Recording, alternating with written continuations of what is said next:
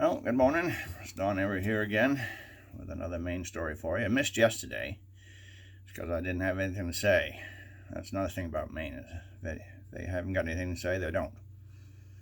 No, that's the truth.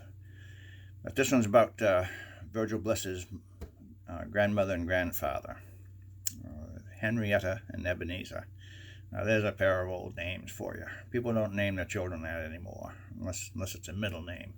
Because they wouldn't torture their kids by naming them those names anymore. But people back in the old days, they gave a lot of thought to the names. And Henrietta is actually a nice name. It means she rules the house. That's kind of true with Henrietta. She was just maybe a half an inch over 5 feet tall. And Ebenezer is actually a nice name, but we associated, I think, with Ebenezer Scrooge, so we kind of don't like that name. But it actually means the stone of help, which kind of reminds me of the stones along the pathway of hiking paths. They call those stone cairns. That means thus far hath the Lord helped me. And there's a song that says that talks about, here I raise my Ebenezer, hither by thy grace I've come, and I hope by thy good pleasure safely to arrive at home. And so it kind of describes Ebenezer's personality. He was more like a rock, kind of craggy. The two of them were kind of opposites. Henrietta was just the sweetest thing you'd ever want to meet in your whole life. They were churchy, they were Christian people, and the ushers, would warn people who were diabetic, you don't want to sit next to Henrietta. She's a little too sweet, And Ebenezer he's just the opposite. He's just against everything. He's just grumpy.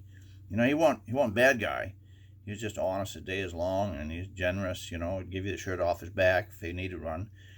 And he'd served on the church board for years. And if he voted against something, if there's a project, that was up for a vote, if he voted against it, and the church voted for it, and they went forward with it, he'd be right there helping with it, grumbling along. I don't think why we need to do this dang thing, blah, blah, blah. But he'd be helping that, he'd be going right along with it.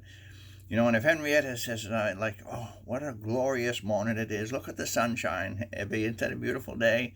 He said, well, we need some rain, or our corn ain't going to grow at all, and she said, oh, isn't that beautiful spring rain? Don't you love the smell of a spring rain? He says, Rita, he called her Rita. Says Rita says, I just put the fertilizer down. This rain's gonna drain half of it away.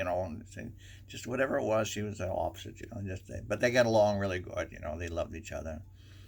Well, people thought that the two of them were gonna live forever. Because they're just as healthy as you could imagine. They were spry, and they kept working their little farm there down in Cumberland County, and they just had a couple of cows, and chickens, and Rita had her little garden, in the front yard, and they just enjoyed life together. And people thought they were just going to live forever because it's just, healthy. There's nothing wrong with them. But as it turned out, they both died in their sleep on the same night. Now, ain't that something? I just figure, well, the Lord figured that one couldn't get along without the other, so he just took them home as a match set. And they got up there in heaven and met their guardian angel, and he brought them over to their, quote, mansion in the sky, which turned out to be an exact replica of the little farmhouse that they had back there on Earth. That was a big surprise. And he led them up to the front porch, where they had the two little chairs that they used to sit in on the front porch. But they noticed that everything was just a little different in that the grass was just as green and had been freshly mowed, and there was corn growing high in the back pasture, and the couple of cows that they used to have, they were lead coming in toward the barn ready to be milked. They were mowing and lowing and wanting to be milked, and everything was perfect.